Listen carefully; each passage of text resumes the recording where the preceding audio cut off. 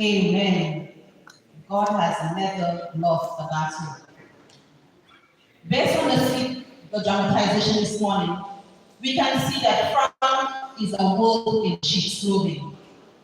One of the methods that a bank teller learns to distinguish real counterfeit is to examine those $100 bills over again so that they are more likely to spot counterfeit bills when they see them. In the same way, we can learn to recognize destructive people by knowing what to look for. Some may object to any attempt to identify rules among us because it may seem uncharitable and judgmental for us to call someone a wolf. Only Jesus knows a person's heart, we see. So who are we to judge? Yet Jesus himself warns us that there are those among us who claim to be believers. They may even be leaders in the church, but they are vicious and ravenous wolves dressed up in sheep's clothing. The Apostle Paul once said that there will be people who are religious and are puffed up with pride. They are unloving, unforgiving, they are slanderous, and sometimes even cruel. Part of our spiritual maturity is gaining the ability to discern between good and evil.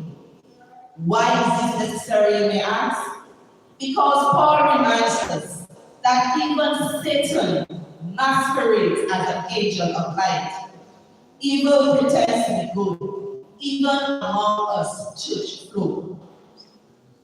Sometimes as Christian members, we have this naive assumption and can get us into terrible trouble.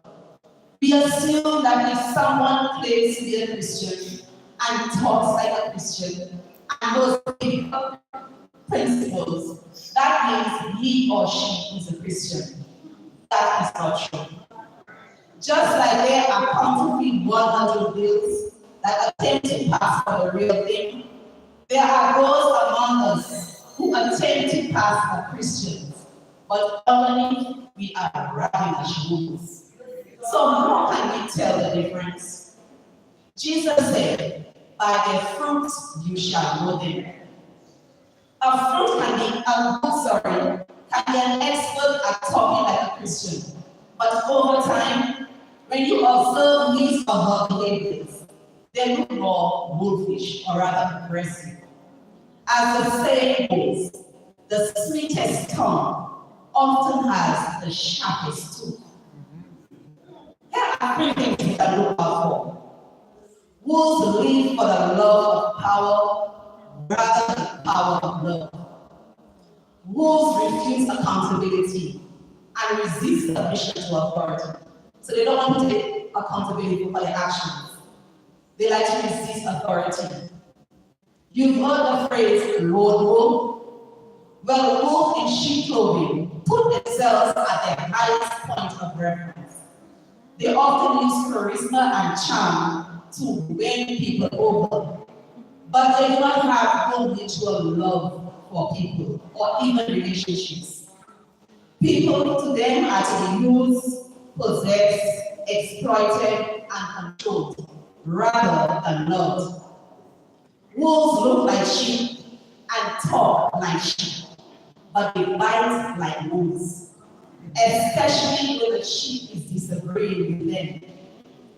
Winning and being right are their highest values, and they do whatever they need to do in order to stay on top. When they are operating in church or religious settings, their methods are often underhanded and cunning in order to appear less aggressive. They don't want to look like wolves. That is why they pretend sheep. Wolves are experts at deceit. That is why they are successful at looking like sheep. Wolves pretend to be good and care about the sheep, but those closest to them, especially their family members, know the truth because they themselves have been bitten, again and again.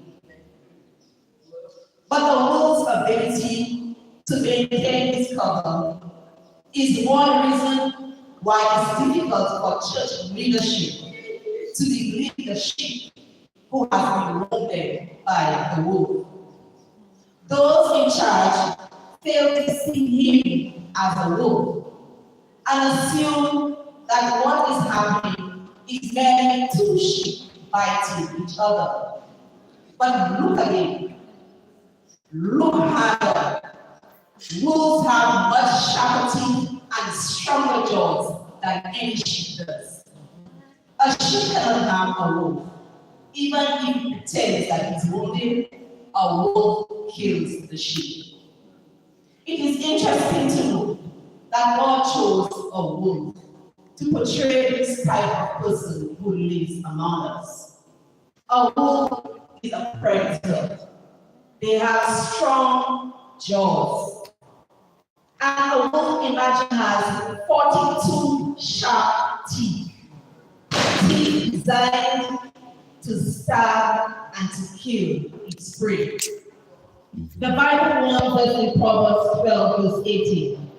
Reckless words